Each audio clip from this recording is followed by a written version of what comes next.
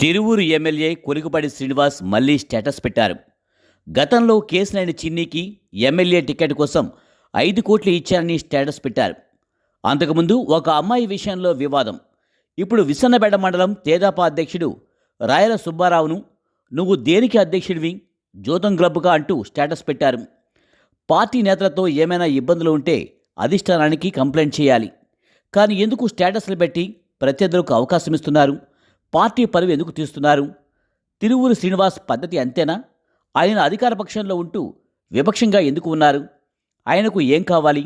ఈ వీడియోలో చూద్దాం. తిరువూరు ఎమ్మెల్యే కొలికపూడి శ్రీనివాసరావు తరచూ ఏదో ఒక వివాదంలో వార్తల్లో నిలుస్తూనే ఉన్నారు. తాజాగా ఆయన వాట్సాప్లో పెట్టిన స్టేటస్లు మరో కొత్త రాజకీయ చర్చకు దారితీశాయి.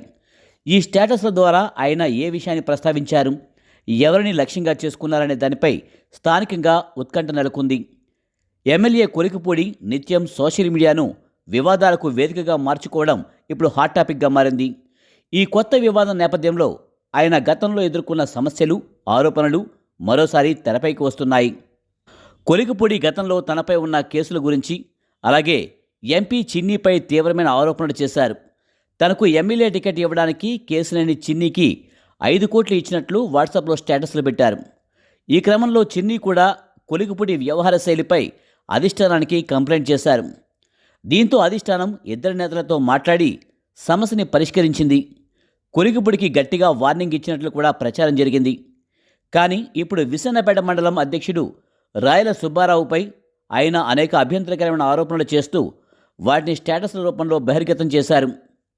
నువ్వు దేనికి అధ్యక్షుడివి, జోదం క్లబ్గా అంటూ ఆరోపణలు చేశారు. ఈ ఆరోపణల వ్యవహారం మరోసారి రాజకీయ దుమారాన్ని సృష్టించింది.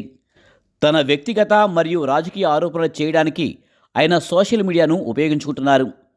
అలాగే డ్వాక్రా మహిళలపై నోరు పారేసుకున్న వ్యవహారం, ఒక అమ్మాయి విషయంలో కూడా ఎమ్మెల్యే కొలికపూడి గతంలో వివాదాస్పదమయ్యారు. ఈ వ్యవహారం కూడా అప్పట్లో తీవ్ర చర్చకు దారితీసింది.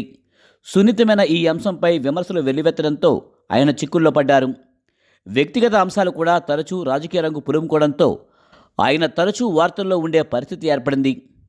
తాజా వాట్సాప్ స్టేటస్ల వివాదం, గతంలో చిన్నీపై చేసిన ఆరోపణలు, అమ్మాయి వ్యవహారంలో చిక్కుకున్న తీరు, ఇవన్నీ పరిశీలిస్తే తిరువూరు ఎమ్మెల్యే కొలికపూడి శ్రీనివాసరావు నిత్యం ఏదో ఒక వివాదంలో ఇరుక్కుంటూ రాజకీయంగా, వ్యక్తిగతంగా చర్చనీయాంశం అవుతున్నారని స్పష్టమవుతుంది.